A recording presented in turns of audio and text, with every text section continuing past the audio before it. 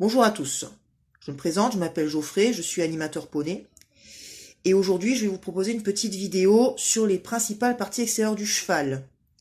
Les principales parties extérieures du cheval, c'est très important de les connaître parce que on va être amené quand on met une selle ou même d'écrire une robe à les citer et surtout les situer. Donc je vais vous montrer un petit peu ces parties.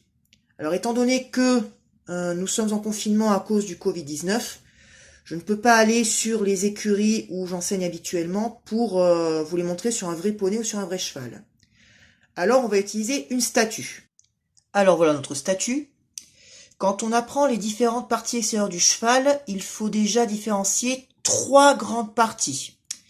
Ces trois grandes parties, pour les visualiser, on trace deux lignes imaginaires. Alors vous voyez, j'ai mis deux stylos pour visualiser ces lignes. La partie qui se situe à l'avant, c'est-à-dire tout ça, c'est ce qu'on appelle l'avant-main. Toute la partie située entre les deux lignes au milieu, c'est ce qu'on appelle le corps. Et toute la partie située à l'arrière, c'est ce qu'on appelle l'arrière-main. Donc, avant-main, corps, arrière-main.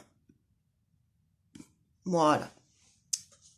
Ensuite, quand on connaît bien ces trois grandes parties, il faut reconnaître les éléments qui les composent. Alors, dans l'avant-main, on va trouver la tête, l'encolure, la crinière. Ici, ce que l'on peut comparer à notre poitrine, le poitrail. Et ici, le membre antérieur. Alors, chez un cheval ou chez un poney, on ne parle pas de pattes, on parle de membres. À l'avant-main, c'est le membre antérieur. Un petit moyen mémotechnique. Un membre antérieur. Antérieur s'écrit avec A comme avant. Donc, la tête, l'encolure, la crinière, le poitrail, le membre. Membre antérieur. La partie qu'on appelle le corps, ici. Pour que vous voyez bien les éléments qui la composent, je vais enlever les stylos. Ici, vous avez le garrot. C'est très important de le situer, surtout quand on met une selle. Ici, le passage de sangle.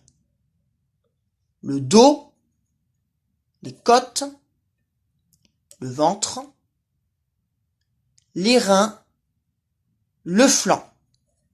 Donc je reprends. Ici, le garrot, le passage de sangle, le dos, les côtes, le ventre, les reins et le flanc. Alors la dernière partie qui nous reste à voir, c'est l'arrière-main. Pour que vous y voyez un petit peu mieux, je vais éclairer, parce que là, ça fait un peu sombre. Voilà. Ok. Alors, l'arrière-main, on va y trouver la croupe, avec la pointe de la croupe. Ici, la hanche, donc là, c'est la pointe de la hanche. La queue, bien sûr. Et le membre postérieur. Alors, je reprends. La croupe, pointe de la croupe, la hanche, donc ici c'est la pointe de la hanche, la queue et le membre postérieur. Voilà, donc là nous avons vu les principales parties extérieures du cheval. Dans une autre vidéo, on verra les différentes parties du membre antérieur et les différentes parties du membre postérieur. Avant de vous quitter, un petit rappel, vu les conditions sanitaires en ce moment, restez chez vous. Ok ? Allez, je vous dis à la prochaine fois. À bientôt!